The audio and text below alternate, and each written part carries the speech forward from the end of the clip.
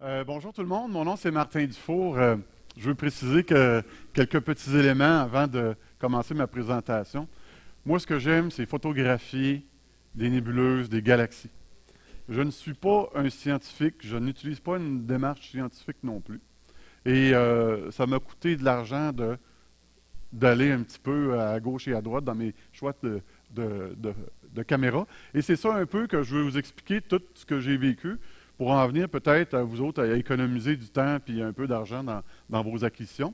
Mais je veux parler de mes caméras comme un utilisateur de cette caméra-là. Qu'est-ce que j'ai aimé, qu'est-ce que j'ai pas aimé, pourquoi. Si vous avez des questions, gênez-vous pas. Et j'ai emmené les caméras aussi pour vous les montrer. Donc, dans le fond, l'objectif de cette présentation, c'est s'il y a des gens ici qui sont en mode de vouloir s'acheter une caméra, OK, ben c'est peut-être de sortir d'ici tantôt après la présentation, puis avoir peut-être une liste des éléments importants à valider avant de faire l'acquisition. OK. Présentement, moi, j'ai utilisé beaucoup de caméras. J'ai commencé avec une DSLR, un peu comme tout le monde probablement. J'ai été m'acheter un Canon T2i que j'ai fait défiltrer. À l'époque, je n'étais pas trop sûr que c'était quoi défiltrer, mais il fallait le faire, je l'ai fait. Ça vous donne une idée, là. Et j'ai évolué là-dedans. J'ai passé d'un DSLR, un réflexe Canon T2i, à un one-shot couleur Attic.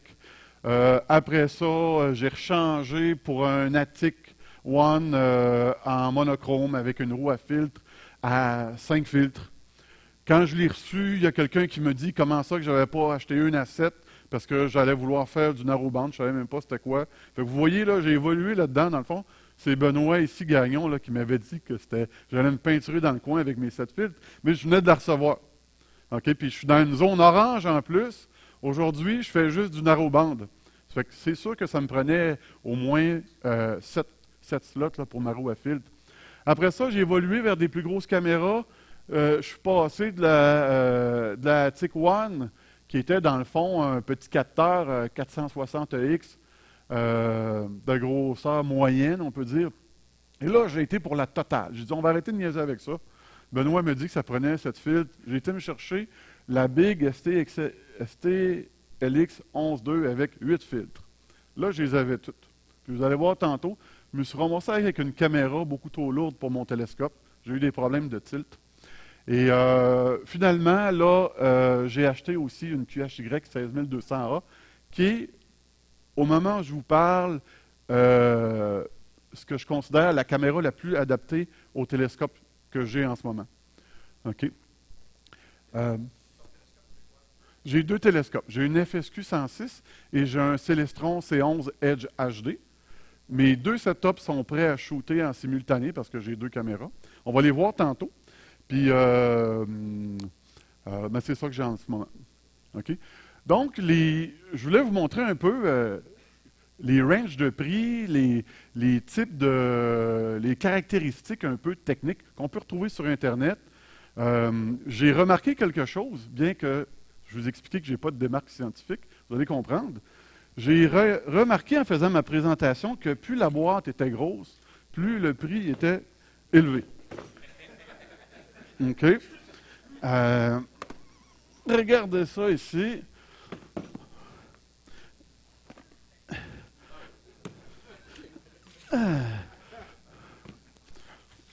Écoute, un début de démarche scientifique ici.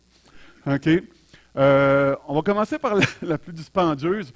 Ici, là, c'est le prix avec les taxes et avec les filtres. OK? La STXL 11002, je vais vous la montrer. Ça vaut la peine. Et là, vous allez comprendre que une caméra comme ça implique d'avoir, je vous dirais, un gros tube avec quelque chose d'extrêmement rigide. OK? Ça pèse, c'est écrit là, 2,4 kilos. Il y en a qui savent. Hein? Oui.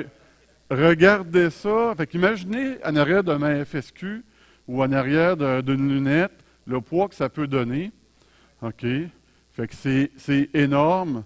Je sais qu'il y en a qui en ont quelques-unes ici. Avec un gros capteur comme ça, OK? Tu penses que tu tu as réglé tous tes problèmes, mais tu viens d'introduire des problèmes. Problème de poids, problème de... On va atteindre la capacité de certains tubes.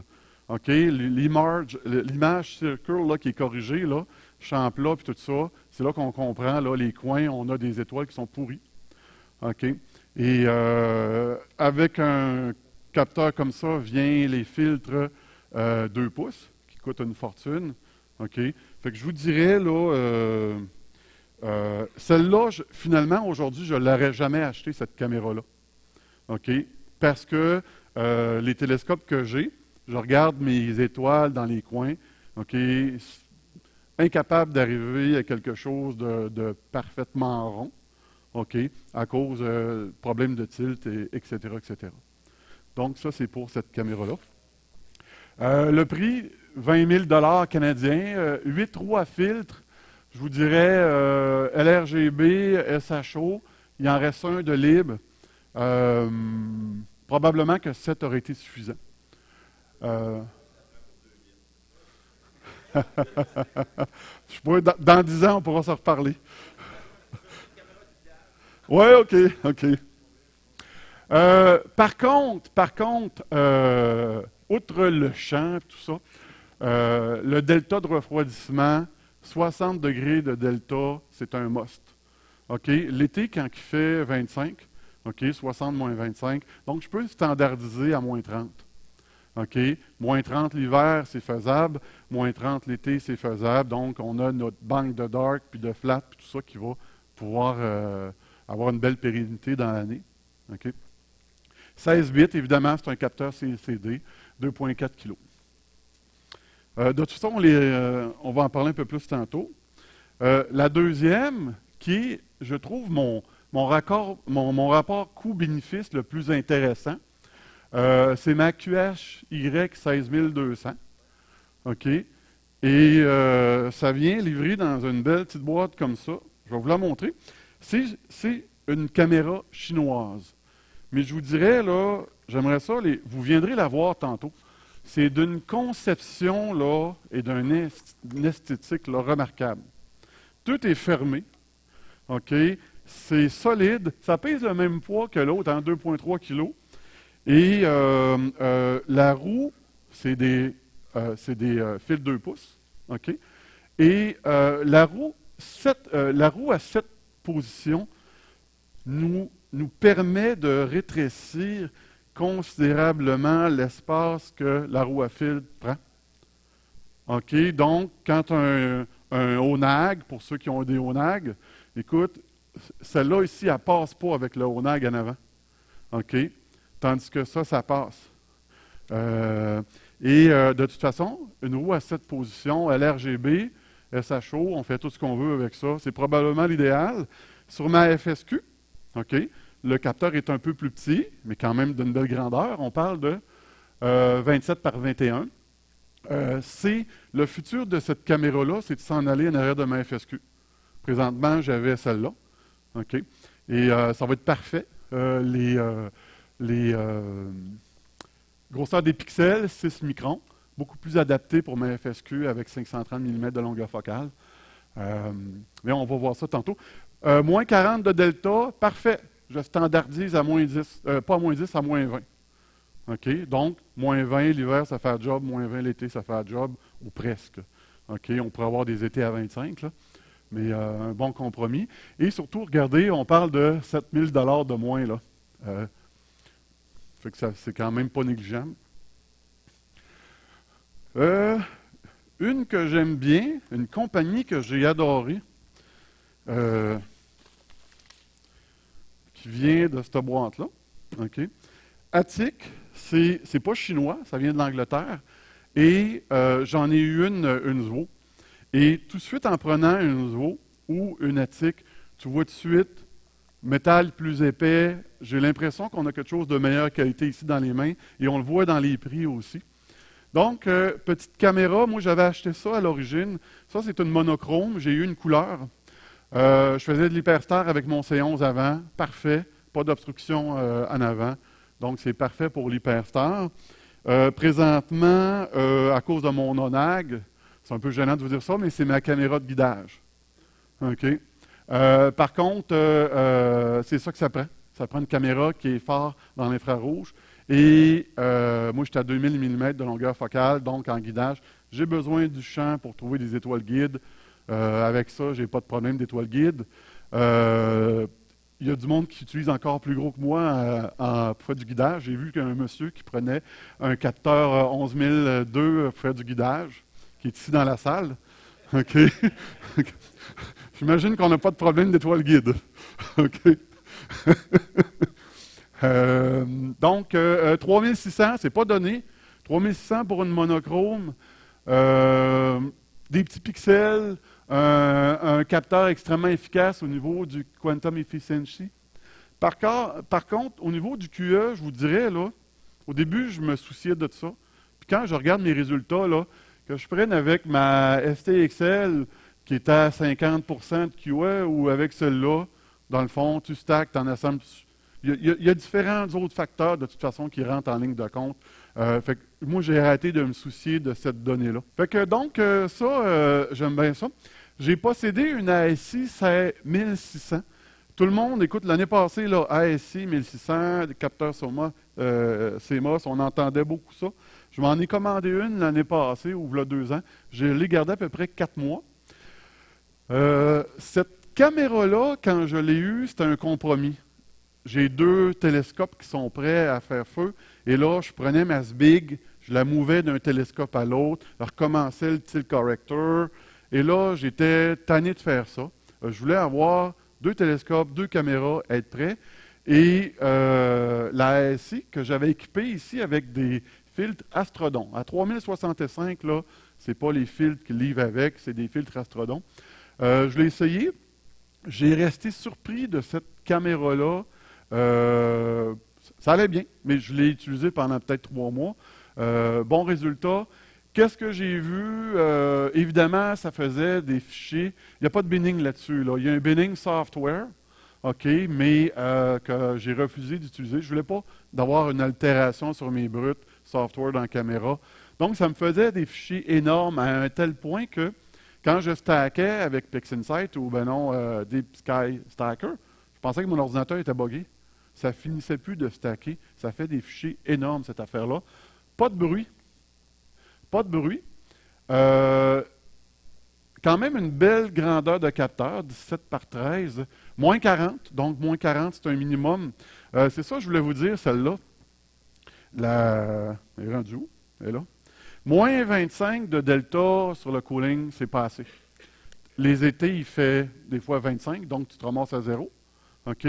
L'hiver, même si tu fermes le cooling, ça va descendre tout seul à moins 10, moins 13. Fait que là, tu te ramasses toujours à faire des darks, puis, parce que tu ne peux pas vraiment faire de banque.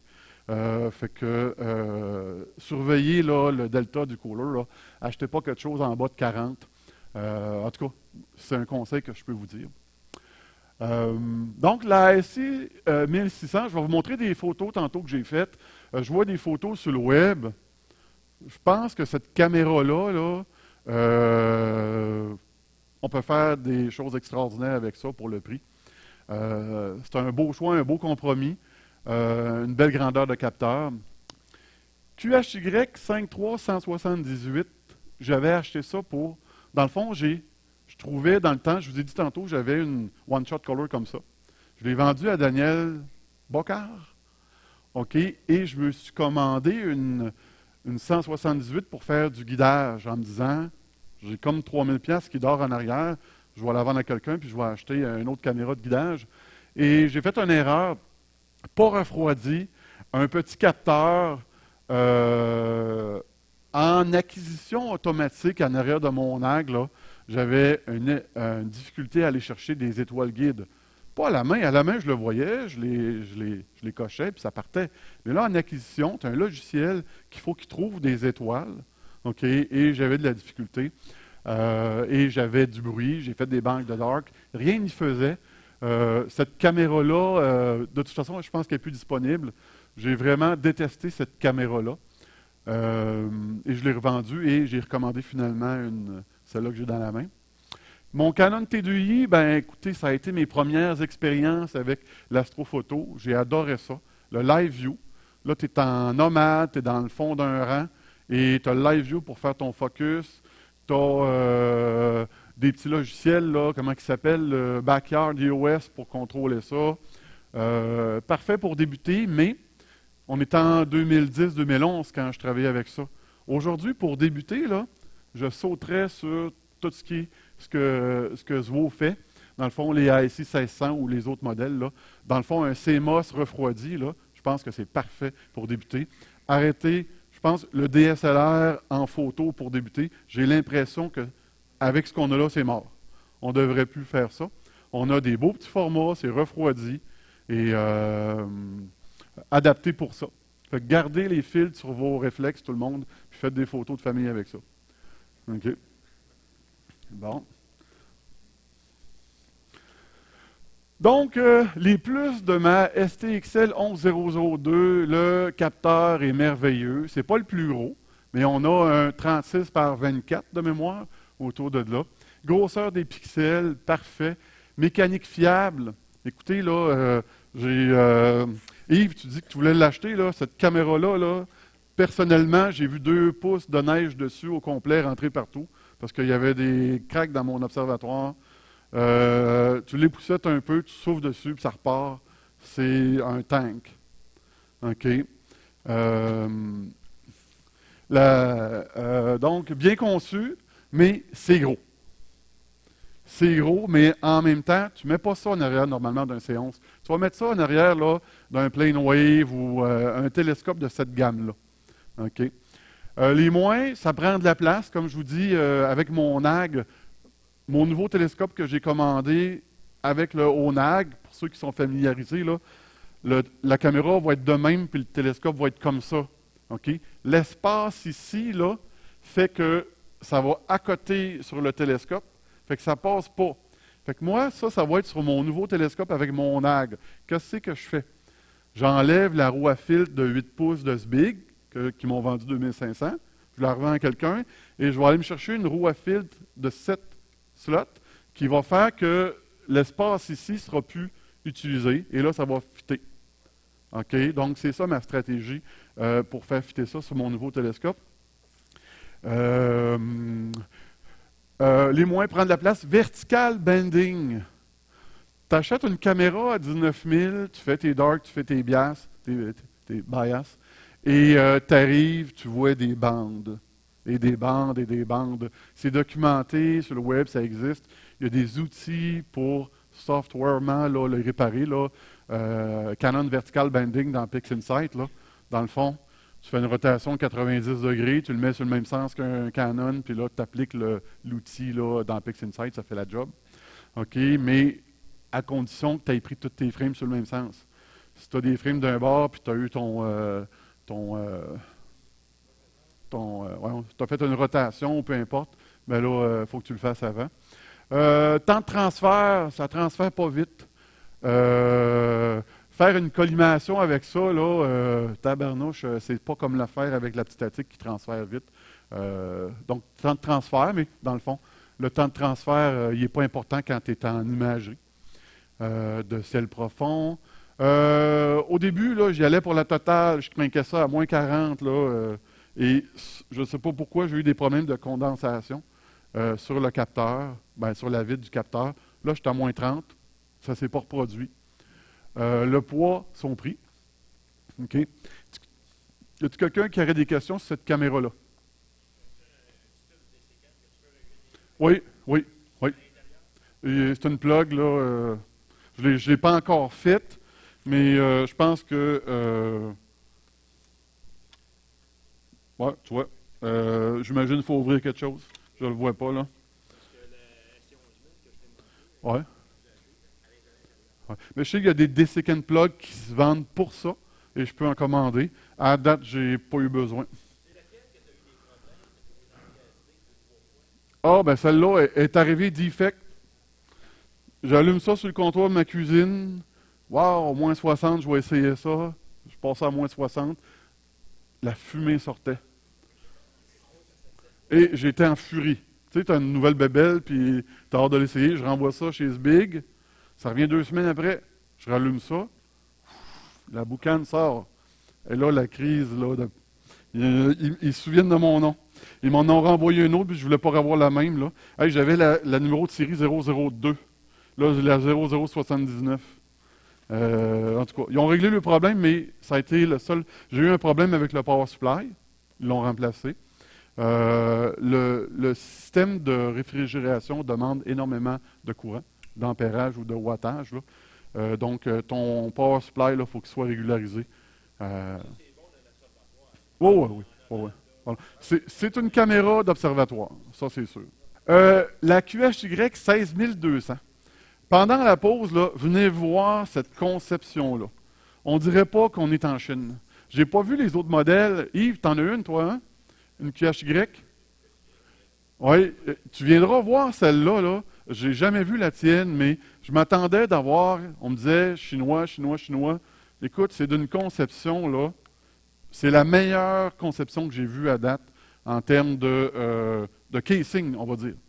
OK? Parce que l'intérieur, je ne l'ai pas vu, là.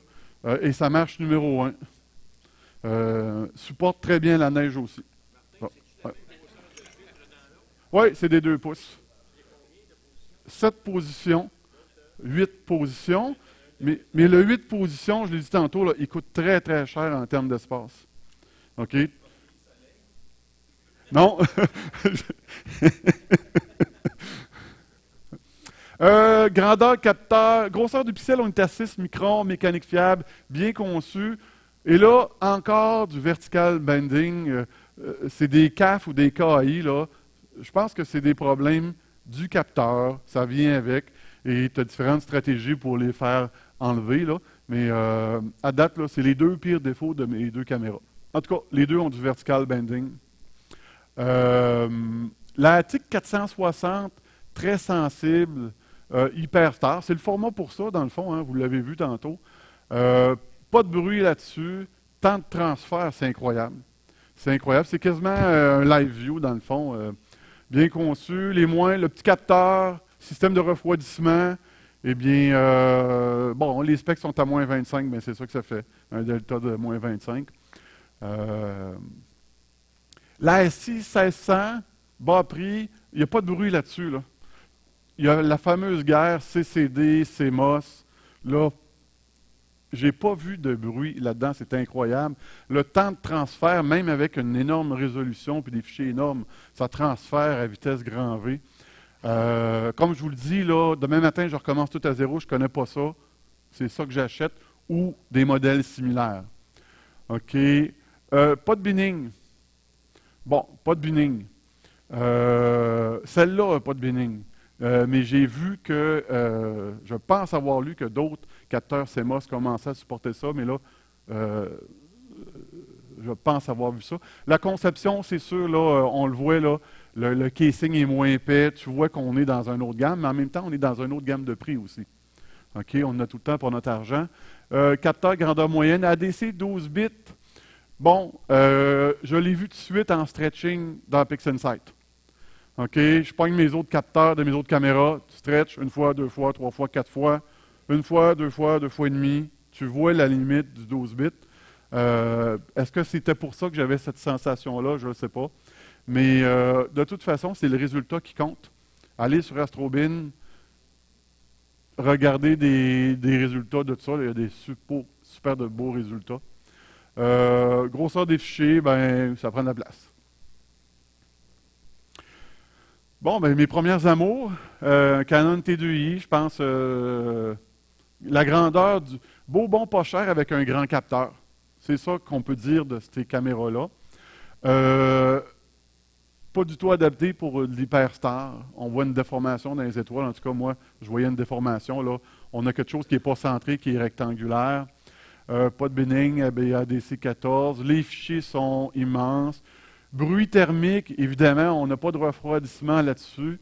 Par contre, on fait des darks, puis on arrive à faire quelque chose de clean quand même. Là, étant donné qu'on parlait de caméra, puis mon objectif, c'est de vous aider à choisir votre future caméra, peut-être, j'ai été chercher un peu d'informations sur CCD, CMOS, puis c'était bon pour moi aussi. J'ai mis des lignes rouges parce que je pense que c'était peut-être plus d'actualité. Dans le fond, CCD, c'est un petit peu un tableau que j'ai ramassé sur le web la semaine passée, où est-ce que résolution, taille des pixels, on s'enligne pas mal. Sensibilité, tantôt, on voyait la caméra de... J'ai oublié son nom. Thomas, écoute, il y avait des quantum, des QE de 70-80 là-dessus. Fait que c'est pas vrai que c'est moins sensible. Si on fait l'abstraction de la grosseur du pixel, évidemment. Bruit, il parlait de bruit élevé. Moi, en tout cas, avec la 1600, j'ai pas vu de bruit là-dedans. Là, même, j'avais jamais vu autant pas de bruit dans un fichier brut. OK. Mais, dans le fond, l'historique des CCD versus CMOS, CCD, ça a 20 ans d'histoire, puis ça avait été fait vraiment pour des caméras. Donc, nous autres, là, d'utiliser des CCD pour faire de l'astrophoto, c'est pas fou. OK. On dit que c'est meilleur qu'un CMOS. Je pense que ça sera peut-être plus vrai dans le futur. Je dirais un des facteurs du prix aussi, c'est la quantité produite. Des CMOS, il y a ça partout, partout, partout. Des réflexes là, avec des CMOS, des appareils photo numériques, ils ont tous du CMOS. Fait que c'est une question de coût de production aussi. Le CMOS, dans le fond, ça fait quoi, là? 3 ans qu'on entend parler de ça en astrophoto, là, à part les réflexes. Là. Ça se rapproche, on en a parlé, ça s'en vient. Et tant mieux, ça va faire baisser le coût de nos jouets. C'est ça que ça va faire. OK. Dans le choix de ta caméra, je disais que j'avais fait des erreurs tantôt. Je ne connaissais pas cette notion-là. Moi, j'ai acheté une caméra, elle est chère, elle doit être bonne. Non, ça m'a pris du temps à vouloir m'attarder à ça. J'avais d'autres problèmes. J'avais des problèmes de suivi, j'avais des problèmes, toutes sortes de problèmes dans mes photos. Mais tout ça pour en arriver aujourd'hui où est-ce que la caméra que je mettais sur quand tu appliques cette notion-là, je vais carrément switcher de caméra de au niveau de mes 2 télescopes. Et prenez le temps d'aller mesurer ça quand vous allez acheter votre caméra. Vous avez probablement déjà votre tube ou votre télescope. En tout cas, moi, ça a été ça. Les télescopes sont arrivés avant les caméras. Donc, vous connaissez votre longueur focale. Vous avez un peu le pouvoir séparateur de votre télescope. Qu'est-ce que ça peut produire, ça? Il y a le ciel au Québec, puis là, il y a la grosseur des pixels ici qui va permettre avec cette formule-là, d'aller calculer la valeur optimale qui devrait être entre 1,5 et 3 pixels, dans le fond, des arcs par seconde. OK? Et on veut avoir entre 1,5 et 3. En ce moment, sur ma FSQ, avec ma STXL, je suis à 3,5. Quand je regarde un seul brut, OK? Je le vois là, c'est pixelisé. Un coup que j'ai tout stacké ça, là, une dizaine, quinzaine de frames, là, la réalité, là, c'est que l'étoile est revenue ronde. Mais le diable est dans les détails, comme un de mes collègues ici a déjà dit. Pourquoi pas, tant qu'à acheter une caméra, aller chercher autour de 2, dans le fond. Hein? Entre 1,5 et 3, il y a 2 à quelque part de ça. Et ça vaut la peine de le faire. Et c'est largement documenté sur le web. Là. Cherchez échantillonnage à Astro. OK, il y a des sites ici, là, Richard, j'ai oublié son nom, Beauregard. Richard, il a tout documenté ça. Denis, tu dois avoir ça documenté aussi. Là. Prenez le temps, c'est un facteur important. Au début, on est moins concerné par ça parce qu'on a d'autres défis. Mais à un moment donné, tu veux améliorer ta qualité, c'est un facteur important. Le poids de votre caméra, je vais vous montrer quelque chose. OK? On va avancer. Regardez ça ici. Là. Ça, c'est une FSQ 106. OK? Ça, c'est le upgrade de focuseur qui pèse je ne sais pas combien. C'est en métal très lourd. Et ça, c'est la caméra. Regardez le stress qu'il peut y avoir juste ici. C'est-tu de là qui vient mon tilt? Je ne le sais pas. Non? OK.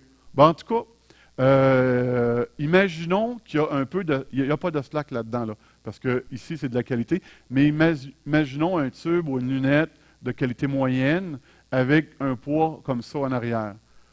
On court après le trouble. Okay? C'est ça que je voulais vous dire. Soyez conséquents avec votre caméra puis le tube que vous allez utiliser. Donc, c'était pour le poids. La taille du capteur. Bien, la taille du capteur, moi, là, je viens de faire... je change mon C11 en ce moment. Je me suis commandé un nouveau tube. Et là, je voulais savoir, moi, ce que je veux photographier, va-tu fitter? J'ai décidé que mon nouveau tube allait fonctionner avec la SBIG. Et j'ai pris le temps d'aller calculer le field of view de tout ce que je voulais photographier. Est-ce que ça fit? Ça ne peut pas tout fitter, on s'entend, mais il y a des photos que je veux refaire. Donc, j'ai été sur DSO Browser, puis prenez ça en note, là. Ça permet vraiment de voir ton tube avec sa focale, la caméra que tu vas utiliser. Est-ce que tu es capable de faire tout ce que tu veux? Tu peux peut-être y aller dans DSO Browser. Okay. Bon, il y en a plusieurs. OK. Donc, clique sur DSO Browser en haut, on va retourner sur la home page. OK, pogne M33. OK, descends un petit peu en bas. Bon, ici, tu vas mettre 1540. Donc, c'est le nouveau tube que j'ai acheté. On va aller mettre ici 35 par 27. Ouais, 21, 27. En tout cas, c'est la grandeur du capteur. Regardez ce que ça me dit là. M33 va bien fitter avec mon tube puis avec ma caméra que je vais avoir. Puis j'ai fait M51. J'ai passé la plupart des objets que je voulais refaire. Ça fit, ça vaut la peine de faire l'exercice. Dans le fond, qu'est-ce que tu veux photographier? Ben, organise-toi pour que ça fit. C'est ça qu'il faut.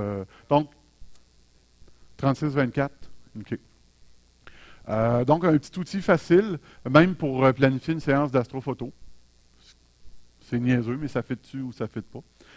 Fait que ça, je voulais juste vous présenter ce petit outil-là. On peut retourner dans la présentation.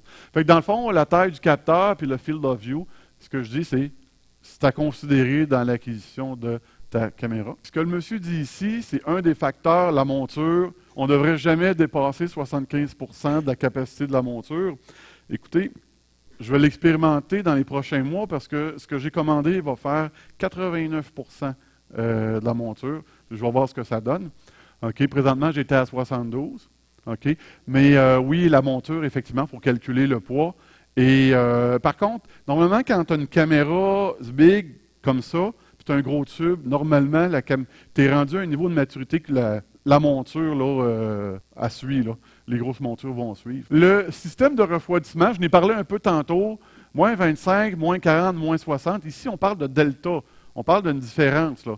Ma caméra, elle ne se rend pas à moins 60 degrés, elle ne se rend pas à moins 25. Elle va faire une différence jusqu'à moins 25, jusqu'à moins 40.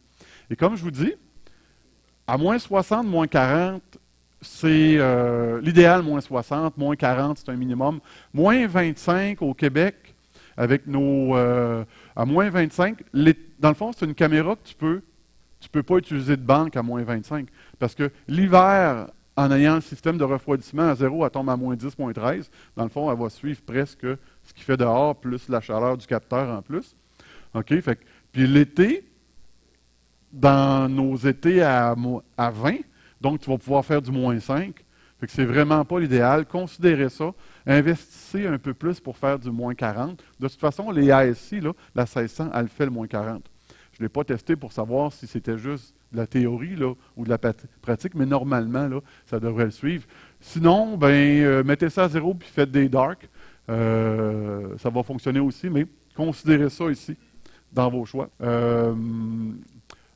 Je vais vous montrer des photos, puis je vais vous dire avec quel capteur que j'ai fait ça. Ça, c'est avec la STXL LC11. OK. STXL C11. C11 et QHY 16200. FSQ avec la STXL. FSQ, STXL. Regardez, on a du champ en tabarnouche là-dessus. FSQ, STXL, probablement un peu croppé pour enlever les erreurs, les étoiles pas rondes en périphérie. C11, QHY, STXL, FSQ. Les deux shootent en même temps, fait que ça donne une idée là, de la différence du field of view. STXL et FSQ. STXL, FSQ. C11, QHY. OK. Ici, Ça, j'ai fait par exprès pour les mettre C11, pas la version Edge HD, là. Ça n'a pas vraiment d'importance, là, C11 ou... mais la TDI. Et quand je regarde cette photo-là aujourd'hui, là, je me dis, aujourd'hui, je referais cette photo-là et je suis sûr que je serais capable de me rapprocher de ça. Oublions qu'on est en H-alpha, là, mais dans le fond, on parle d'ici de 40 frames de 10 minutes, puis ici, on parle de 3 frames de 5 minutes. OK? Fait que je suis sûr qu'avec une TDI, un DSLR, avec bien des frames, avec de l'expérience, ça, c'est une photo de débutant. Aujourd'hui, je referais quelque chose de très, très bien, malgré le fait que c'était une TDU non refroidie. J'étais dans le fond durant à 3 à Saint-Agapi, il faisait moins 25 à peu près. Fait que j'avais certainement pas de problème de chaleur là. OK? Mais on voit problème de focus un peu, pas beaucoup de frames. Donc, dans le fond, ça va amener à la conclusion de tantôt, ça. La ASI 1600, avec le C11, le front, problème de traitement ici, là, il n'y a plus de fond dans cette photo-là, mais par contre, ça sortait quand même bien. C'est la seule photo que j'ai faite avec cette caméra-là. Ici, on voit qu'il n'y a pas trop de bruit. On parle d'une quarantaine de frames de 5 minutes avec un T2i et un C11 à F2 avec un Hyperstar. Et là, on voit vraiment que le nombre d'expositions va vraiment créer une image beaucoup plus lissée, moins de bruit. Fait que dans le fond, ça arrive un petit peu ici. Tout ça pour en arriver avec cette conclusion-là, c'est que, et là, c'est pas scientifique, c'est mon impression. Il y en a qui vont me dire qu'ils ne sont pas d'accord, d'autres qui vont être d'accord, mais moi, j'ai l'impression que dans les facteurs, si on regarde, la cible, c'est de faire une photo, et la photo, on veut qu'elle soit de qualité. Moi, je dirais que l'expérience, c'est un atout incontournable là-dedans. OK? Qualité du suivi. Le traitement y est pour beaucoup. La qualité du ciel, le temps et le nombre d'expositions, l'optique. Et là, j'ai mis la caméra en dernier. C'est peut-être pas en dernier, c'est peut-être avant-dernier, c'est peut-être plus haut, plus bas. Tout ça pour dire que c'est un des facteurs qui va faire que vous faites de la belle photo ou pas. Mais je pense que l'autre qui est là, ça se ressemble. OK? Fait que allez vous promener sur Astrobin, là. Vous allez voir des affaires géniales avec des setups d'un coût là, raisonnable. Et dans le fond, là, puis moi, c'est Thomas. Il est où Thomas Collins, là? Thomas, tout a l'air d'avoir du fun en mots, t'as dit, et c'est de la simplicité, ton affaire, c'est incroyable. Fait que, pensez pas que vous ne ferez pas des beaux résultats avec des caméras moins dispendieuses. C'est un peu ça la conclusion de ma présentation. Et c'est la conclusion de mon expérience aussi. Ça ici, là, il y a juste une façon de le régler, c'est le temps. OK? Et de la volonté, puis de la passion, évidemment. Là. Mais, donc, ça complète ma présentation.